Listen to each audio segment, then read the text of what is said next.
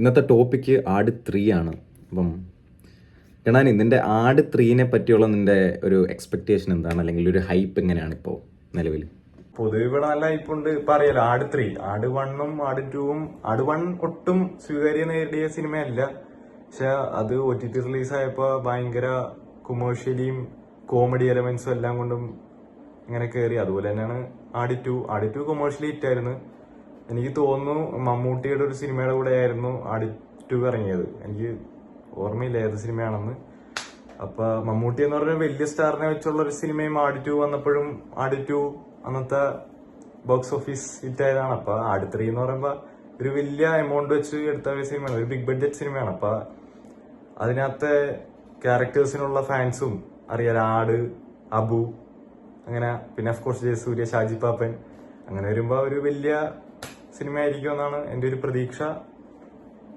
നോക്കാം എങ്ങനെയാണെന്ന്. ഇതിൻ്റെ ഒരു ഇത് നോക്കിയിട്ട് എനിക്ക് തോന്നുന്നു ജയസൂര്യയുടെ കരിയറിലെ തന്നെ ഏറ്റവും ഒരു ഇമ്പോർട്ടൻറ്റ് സിനിമയാണിത്, അല്ലേ? ജയസൂര്യ ഇതിപ്പം എൻ്റെ ഓർമ്മയിലെ അവസാനം പുള്ളി ഹിറ്റ് തന്നത് എനിക്കൊന്ന് പുണ്യാളനാണ്. എനിക്ക് ഓർമ്മയില്ല. വെള്ളം OTT അല്ലായിരുന്നു? വെള്ളം പറ്റിയിട്ടില്ല, എന്റെ ഓർമ്മയില് വെള്ളമായിരിക്കും. ജയസൂര്യയുടെ അവസാനത്തെ തിയേറ്റർ സിനിമ ഏതാ ഇനി? പുള്ളി ഒരു പോലീസുകാരനായിട്ടുള്ളൊരു സിനിമ. ഓ, അത് കൊറോണ കഴിഞ്ഞിറങ്ങിയതല്ലേ? ജോൺ ലൂത്തർ. ജോൺ ലൂത്തർ. എൻ്റെ ഓർമ്മയിൽ അതാണ്. പക്ഷേ എനിക്ക് ഇത് ജയസൂര്യയുടെ കരിയറിൽ തന്നെ ഭയങ്കര ഇമ്പോർട്ടൻറ്റ് സിനിമയാണ് അത്. കാരണം ഇത്രയും ഹൈപ്പിൽ വന്നിട്ട് പുള്ളിയുടെ പൊതുവെ ഒരു സിനിമ ഹൈപ്പിൽ വരാറില്ല. അപ്പം ഈ സിനിമയ്ക്ക് ഇത്ര ഹൈപ്പുള്ളത് പുള്ളി അത് ക്യാപിറ്റലൈസ് ചെയ്യുമെന്നാണ് എനിക്ക് തോന്നുന്നത്. അതിപ്പോ കൂടെ വരുന്നത് ദുരന്തർ മാത്രമാണ്. ദുരന്തറിന്റെ അറിയാലോ, ദുരന്തർ ഇപ്പൊ GCC കൺട്രീസിൽ എന്തായാലും ഇല്ല ദുരന്തർ. എന്നാലും ദുരന്തർ ഫസ്റ്റ് ഇറങ്ങിയപ്പോ തന്നെ കണ്ടതല്ലേ, അതിന്റെ ആ സിനിമയുടെ പൊട്ടൻഷ്യൽ കണ്ടതല്ലേ. ഇപ്പൊ മലയാളിയെ സംബന്ധിച്ചോളം ദുരന്തറിനേക്കാളും വെയിറ്റ് ചെയ്യുന്ന ഓഫ്കോഴ്സ് എന്തായാലും ആട് 3 ആയിരിക്കും.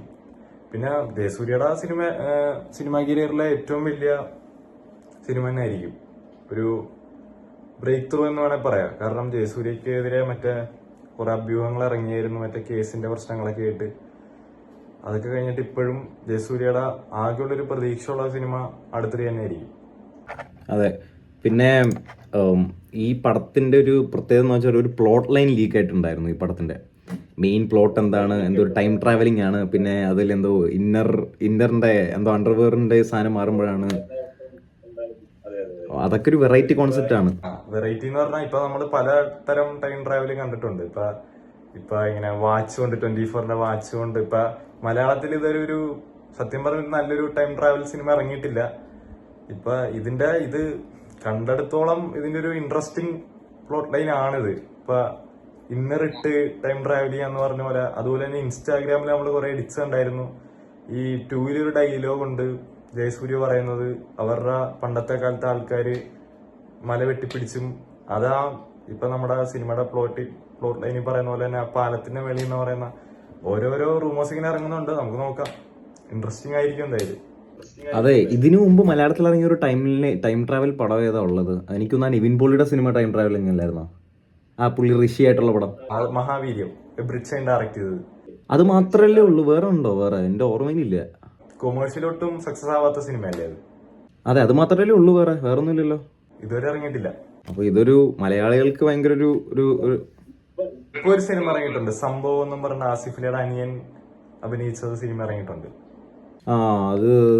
അത് ഞാൻ കണ്ടില്ല, എനിക്കറിയില്ല അതിനെ പറ്റി. പക്ഷെ ഇപ്പം ആട് 3, പിന്നെ ഇതിന്റെ പൊട്ടൻഷ്യൽ ആട് 3 പോസിറ്റീവ് കിട്ടിയാൽ എൻ്റെ ഒരു ഇതിൽ ഈസി ആയിട്ട് ഇൻഡസ്ട്രിയൽ ഹിറ്റ് അടിക്കാൻ പറ്റിയ ഒരു സിനിമയാണ് ആട് 3. ഇൻഡസ്ട്രിയൽ ഹിറ്റ് അടിക്കുക എന്ന് പറഞ്ഞ ഒരു വലിയൊരു കാര്യമല്ല. കാരണം ഇൻഡസ്ട്രിയൽ ഹിറ്റ് ഇപ്പൊ കറന്റ് ഉള്ളത് ലോക്കയുടെയിലാണ്. ലോക്ക കഴിഞ്ഞാൽ താഴത്തൊരു സാധനം ഉണ്ട്, എന്ന് പറഞ്ഞൊരു എലമെന്റ് ഉണ്ട്. അത് മലയാളത്തിൽ എത്രമാത്രം കിട്ടുമെന്ന് അറിഞ്ഞൂടാ. അത് ജയസൂര്യയുടെ കരിയറിൽ 2 പൊട്ടൻഷ്യലുള്ള സിനിമകളാണ് ആട് 3യും കത്തനാറും. കത്തനാറിലും അറിയാലോ ഫാക്ടർ ഉണ്ട്. അപ്പൊ അതിൻ്റെതായ ആൾക്കാർ കയറും. ഇതൊരു ബ്ലോക്ക് ബസ്റ്റർ ആവും എന്തായാലും മലയാള സിനിമയിൽ, ഇതൊരു പോസിറ്റീവ് ആണെങ്കിൽ. ഇപ്പൊ ദുരന്തർ ഇറങ്ങുന്നുണ്ട്. എനിക്കിത് ഫംബിൾ ചെയ്യുന്ന ഭയങ്കരമായിട്ട് കാണാം. ഇത് ഓവറായി ചളവാവാനും നല്ല ചാൻസ് ഉള്ള പടം ഇത്. ട്രെയിലറിൽ കണ്ടെടുത്തോളം എനിക്ക് ബേസിക്കലി അങ്ങനത്തെ കോമഡീസ് ഭയങ്കര ഇഷ്ടമാണ് ജയസൂര്യയുടെ. അപ്പൊ ഞാൻ പേഴ്സണലി ഹൈപ്ഡാണ് സിനിമയ്ക്ക്. അതെ, അപ്പോൾ നമുക്ക് 19 തീയതിയല്ലേ റിലീസ്? 19 മാർച്ച് 19 നോക്കാം എന്താവുമെന്ന്. ഡാർക്ക് കാലഘട്ടം അവസാനിക്കട്ടെ. നന്നാവട്ടെ, ജയസൂര്യക്ക് തിരിച്ചു വരട്ടെ, കുറച്ചും കൂടെ കോമഡി സിനിമകൾ മലയാളത്തിന് കിട്ടട്ടെ. നമുക്ക് നോക്കാം എന്താവുന്നു.